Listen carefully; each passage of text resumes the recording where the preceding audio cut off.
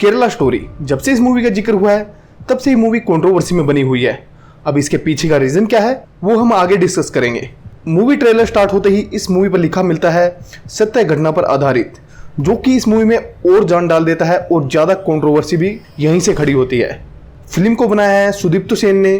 Film को अगर एक सिंपल टर्म्स में कहें तो फिल्म की स्टोरी एक सिंपल सी है, कैसे केरल में हिंदू और क्रिश्चियन लड़कियों का धर्म परिवर्तन किया जा रहा है, और ऐसा कोई एक या दो लड़कियों के साथ नहीं, पूरे 32,000 लड़कियों के साथ होता है।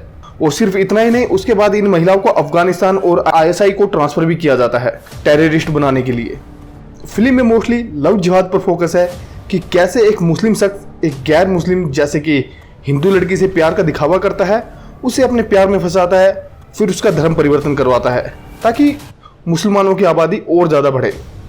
इस पर मुस्लिम यूथ लीग ने कहा है, अगर ये फिल्म सत्य घटना पर आधारित है और ऐसा सच में हो रहा है जैसा कि फिल्म में दिखाया गया है, हिंदू और क्रिश्चियन औरतों को मुस्लिम बनाया जा रहा है या ISI करके उन्हें टेररिस्ट बनाया जा रहा है, अगर कोई इस चीज़ के खिलाफ कोई रियल एविडेंस पेश करता है तो उसे कैश 1 करोड़ रुपए का इनाम दिया जाएगा। इसके बिहाव पर केंद्रीय राज्य गृह मंत्री किशन रेड्डी ने कहा है, हमारी कॉन्स्टिट्यूशन में लव जिहाद डिफाइन नहीं है। देश के किसी भी नागरिक को कोई भी धर्म अपनाने, उसकी प्रैक्टिस करने की पूरी अनुमति देता है, बशर्ते सब कुछ उसकी मर्जी से हो। इसके अलावा केरल में अभी तक लव जिहाद को लेकर कोई भी पुलिस कंप्लेंट नहीं है, और ऐसा किसी और ने नहीं बल्कि CM पिनरई विजयम ने खुद कहा है। तो अब मुद्दे की बात यह है कि अगर कोई केस नहीं है, लव जिहाद डिफाइन नहीं है, तो इंडियन फिल्म सेंसर बोर्ड ने इसे पास कैसे कर दिया, कैसे इस फिल्म को रिलीज कर दिया और कैसे इसे A सर्टिफिकेट दिया गया। अब फिल्म का विवादों में आने का सबसे बड़ा कारण है 32,000 लड़कियां जो कि केरल से गायब है और उन्हें ISI जोन करवाया गया है। ये है मेरी कहानी,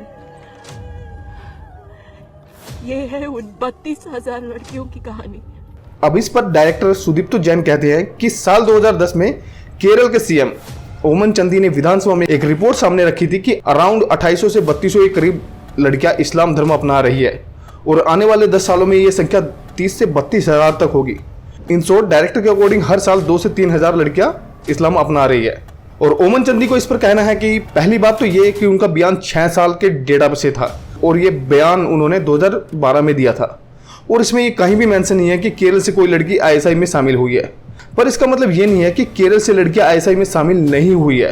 country report on terrorism India की रिपोर्ट के मुताबिक नवंबर 2000 तक 66 लोग ISI में शामिल हुए थे। इन 66 में से अराउंड 30% केरल में थे।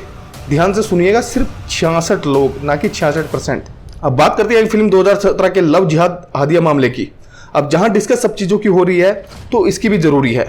NIA तक इसकी जांच हो चुकी है, लेकिन सारी चीज़ों को देखने के बाद सुप्रीम कोर्ट इस नतीजे पर पहुंची कि हादिया ने अपनी पसंद से शादी की थी और इस्लाम धर्म अपनाया था। अब जो कंट्रोवर्सी बढ़ रही है तो फिल्म निर्माताओं ने YouTube डिस्क्रिप्शन से 32,000 की जगह सिर्फ 3 ही कर दिया है, और लिखा गया है कि केरला स्टोरी 3 लड़कियों की कहानी है, कैसे वो लव जिहाद के चक्कर में फंस के उन्होंने ISI ज्वाइन किया था। देखिए, आज से जब 5 महीने पहले इसका टीजर आया था तो उसमें 32,000 संख्या को दिखाया गया था, और आज सिर्फ 3 है। तो साफ है निर्माता एक इमोशनल अटेंशन पाना चाहता है दर्शकों का, और कुछ नहीं।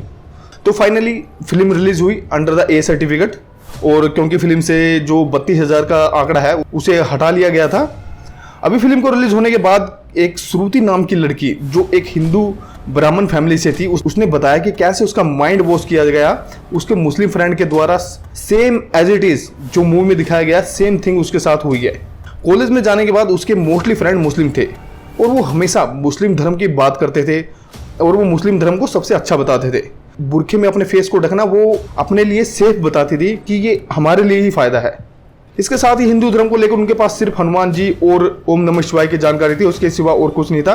बाकी मुद्दों पर मोस्टली चुप ही रहती थी वो। इन मुस्लिम फ्रेंड्स ने श्रुति का माइंड वॉश कुछ इस तरह से कर दिया कि उसने अपनी माँ तक पर हाथ उठा दिया और उसने नमाज पढ़ना शुरू कर दिया। देखिए अब आखिर केरला स्टोरी और इस मूवी की सच्चाई क्या है। फिल्म सच्ची घटना पर आधारित है, ये बात तो सच है, पर जो इसमें 32,000 लड़कियों का धर्म परिवर्तन की बात कही गई है वो शायद निर्देशक ने दर्शकों का अटेंशन पाने के लिए की है, इससे ज़्यादा और कुछ नहीं। और वैसे भी 32,000 की सिर्फ एक कैलकुलेशन थी उनका, और कुछ नहीं। और कर्नाटक में इस वक्त इलेक्शन है जो कि साउथ इंडिया का पार्ट है, तो हमेशा की तरह हो सकता है कि एक प्रोपोगेंडा भी हो, क्योंकि धर्म के मुद्दे पर लड़ना बीजेपी गवर्नमेंट की पावर है। क्योंकि हमारे देश में धर्म के नाम पर लोगों को इमोशनल करना सबसे आसान है, उसके बाद आप आसानी से वोट ले सकते हो और जीत भी सकते हो। साल 2009 और 2014 में कुछ इसी तरह के मुद्दे हमें देखने को मिले थे इलेक्शन के टाइम पर। फिल्म की रिव्यू की बात करूं तो फिल्म को मिक्सअप रिव्यू मिले हैं, हालांकि 3 स्टार से नीचे ही है मोस्टली रिव्यू। अब कोई इसे प्रोपेगेंडा बोल रहा है तो कोई रियल स्टोरी, तो वो आप खुद जज कीजिए मूवी देखने के बाद।